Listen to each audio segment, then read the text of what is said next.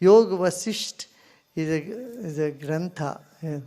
Yoga Vasisht is a scripture which has the highest knowledge. And Sri Ram and Vasisht Maharshi, Sri Ram and Maharshi Vasishta's dialogue in that Yoga Vasisht. And it's been the dream of Indians for last 5 centuries to see the building back in Ayodhya. So many wars have been fought. Many governments came up and they fell off in the name of Ram Mandir. And the temple was destroyed in 1587 or something like that, in 15th century. Since then, so many people's emotions were deeply involved in the hope for a Ram temple back again. And that's good, it's coming up now.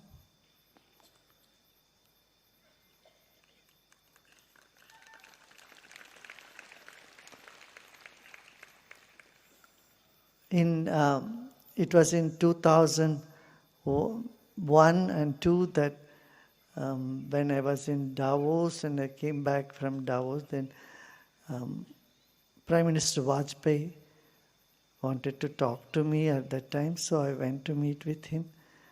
And he wanted this whole Ram temple resolution to be done amicably with both the communities. So he said, Guruji, you are respected by everybody. You will do the justice. Everyone likes you. You should initiate the talk. So then I initiated and I gave a proposal at that time. If 5 acres will be given for the masjid somewhere else, and this place should be given to the Hindus, to whom this is very sacred, as a goodwill gesture. So this proposal I gave in 2003. You can see that in the Walk the Talk with Sekhar Gupta. Walk the Talk in Sekhar Gupta, he asked me, what is your solution? I gave the same solution. Today my guest is an unusual holy man.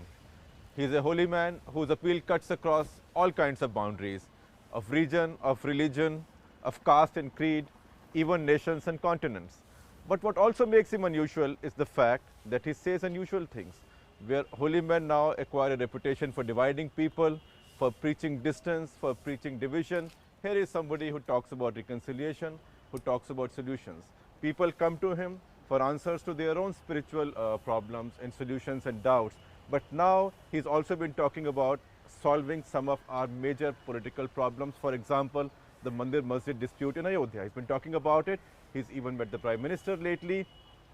He has many, many ideas, not just on Mandir and the Masjid, but generally on how to bring the communities, people together. To talk more about this, I am now joined by who else but Sri Sri Ravishankar ji. Ravishankar ji, you talked about solving the Ayodhya problem. Now many people have tried, politicians have tried, courts have been wrestling with the problem, holy people have tried, religious leaders have tried, liberals, everybody has given it a shot. What makes you think that this particular formula might work? And if you could also talk about your formula a little bit. You know, you have to keep trying until you succeed. You have to keep on finding new ways, because as time changes, strategies will have to change also. No, but if I understand your formula correctly, it actually implies that first of all, the Hindus apologize to the Muslims for destroying the mosque, and in return, as a gesture, the Muslims give over the land and give up all the claims on the site in favor of the Hindus. Yeah, see, it's quite but a nature of civilized person to say, I'm sorry, you are hurt by any of my deeds or words. You know, asking for an apology is not anything that would take away one's self-respect. In fact, it enhances one's self-respect. And at the same time, if there is a give and take tendency between both the communities, it can do wonders. But is a give and take spirit possible? There's been so much distance, so much bitterness, riots, destruction of an old mosque, anger after that. It's now become such a big political issue, among the Hindus as well as the Muslims, and particularly people who led the movement for the construction of the temple, or before that for the destruction of the mosque. You really think they'll come forward and apologize? This has to come from both sides. See, from this country has suffered a lot from the beginning, from many years now, before under Aurangzeb, and then after Mughals, and then from our own caste and creed divisions. So we have to now find out a solution where we bring people together, and court is not going to bring people together at all. So why do you say so? Because we've been banking on the courts to solve this for a long time now. See, in the court, whoever wins is really a loser. How do you say so? Because you win in the court, but you lose the goodwill of the other community. Even if something is left, that will also be lost. But if you give the place to the Hindus, and then Hindus come closer to Muslims also, then there is a tremendous goodwill that can be generated between the communities. So what you think is that an issue that's been dividing people could actually bring them together? Bring them together if we do it out of court settlement. You see, an out of court settlement, I don't know, because the reason the government has thrown this in the Supreme Court is simply that nobody seems to have the courage to handle this. Yeah. And nobody wants to face this issue head on. So might as well leave it to the courts. The courts take their own sweet time in India. And maybe they will decide, maybe they will not decide. But really, unless there is religious leadership on both sides, or political leadership that sits down and talks, how can such a solution be implemented? Who is going to tell Hindu organizations that this is the way to go? Who is going to talk to the Muslims and say, look, if the Hindus actually come up with this, settle with them? This will have long-term benefits for you. It has to be a collective effort. It cannot be an overnight thing, when people start thinking and talking these terms. Right. Of truth and reconciliation, coming together, and not just going on with theories and philosophies which are not so practical today's life.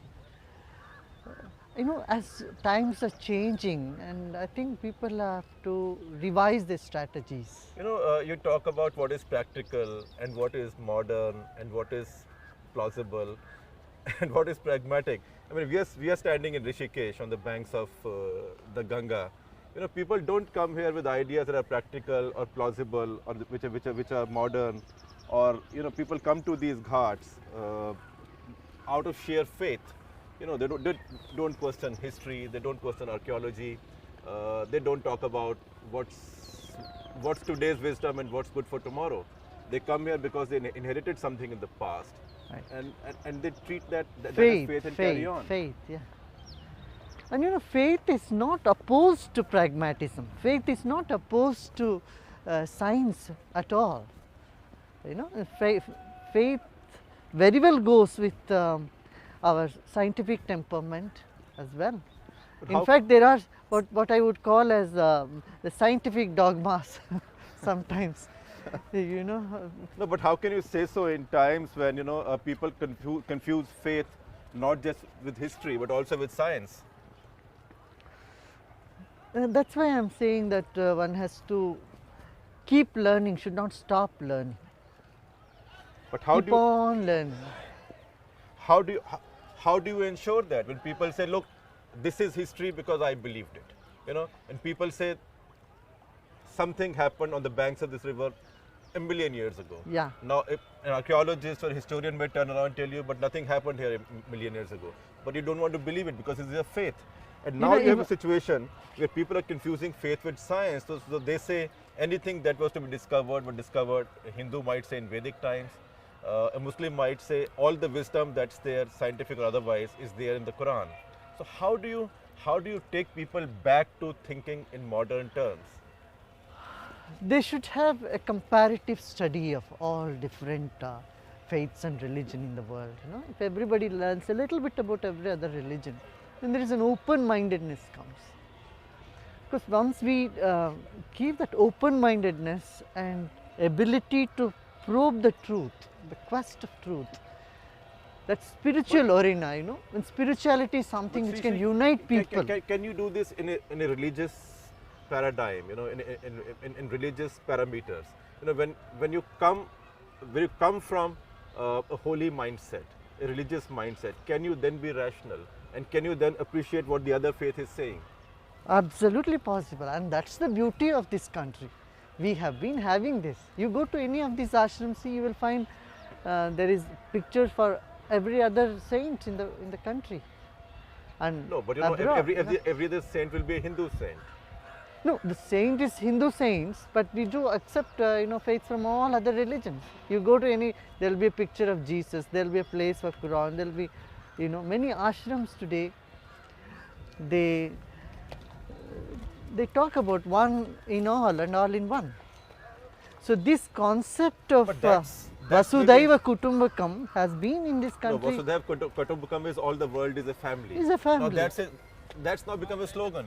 Everybody talks about it. Who practices it? I think we need not lose that hope, because it's already in our genes, in our whole thing here. We are doing it. I think people are realizing it everywhere else in the world also. There is more interfaith dialogues all over the world. Wherever you go, intercultural, interfaith dialogues are happening.